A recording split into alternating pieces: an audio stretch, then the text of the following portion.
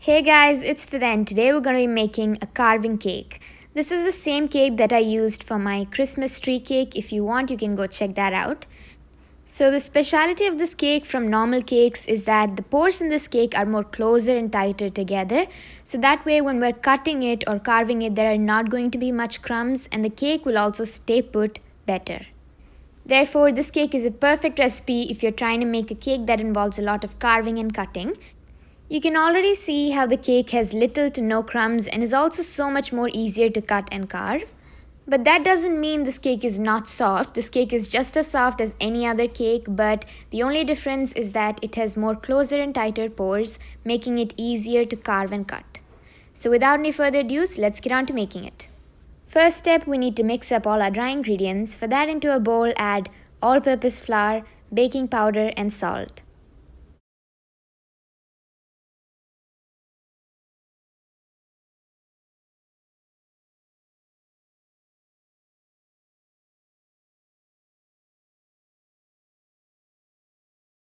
Mix that well and set it aside. Next step, we also need to mix up our wet ingredients. For that, into a cup, add in 3 tablespoons of cocoa powder, half a tablespoon of coffee, and a little bit of hot water. Mix it all together until it becomes a smooth and thick paste like this. Next, let's add in the rest of our wet ingredients, that will be oil and milk.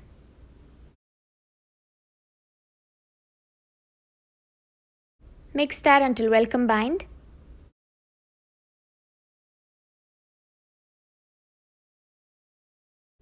Let's set that aside along with the dry ingredients and then we can get on to the main portion of this batter. Take a large mixing bowl and add in 1 1/4 stick of butter. That will be 125 grams.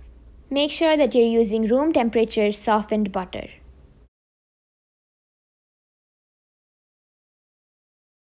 Just beat the butter for a minute or so and then we can add in the sugar.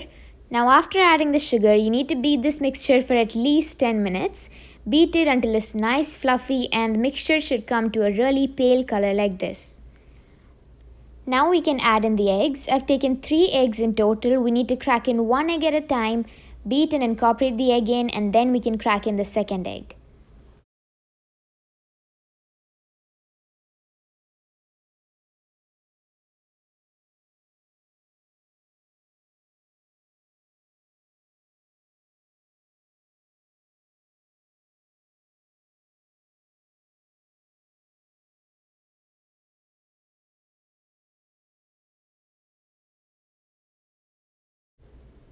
I've added in all 3 of the eggs. Let's add in a teaspoon of vanilla extract along with it. Once all of this is mixed and incorporated well, you should be getting a really creamy and smooth mixture like this. At this point, it's time to add in our wet and dry ingredients. So we're going to be dividing the dry ingredients into 3 portions and the wet ingredients into 2 portions. So we'll start with the dry and end with the dry, and in between just alternate the wet ingredients. Let's begin by adding 1/3 of our dry ingredients. Use your beater and incorporate that in very well.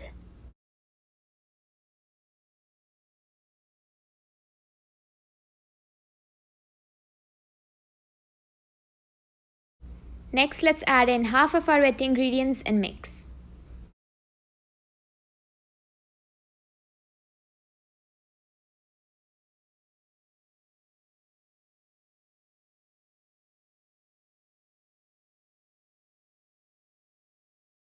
Then again we need to add the second portion of our dry ingredients.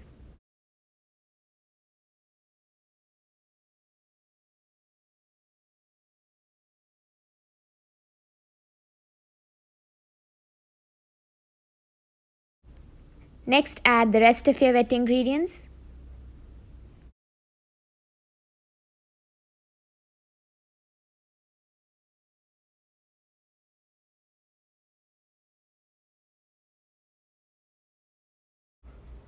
Now it's time to add the final portion of our dry ingredients and beat until well incorporated.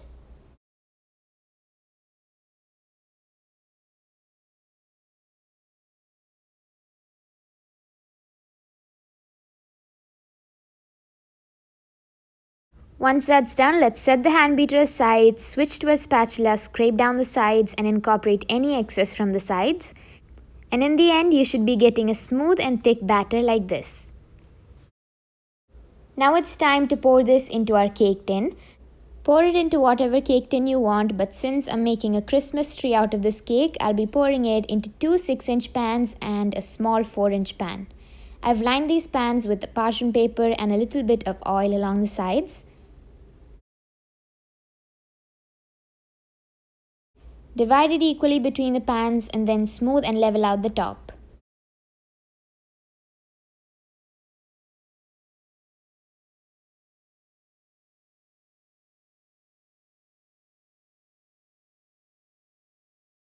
And now we can keep this into a preheated oven for baking. Once you've taken it out of the oven, let the cake cool completely in the pan itself before taking it out. You don't want to cut into the cake right when it's hot because that way there are more chances that the cake will fall apart. And it will always be better to let this cake cool in the refrigerator for at least 12 hours before you decide to cut or frost this cake.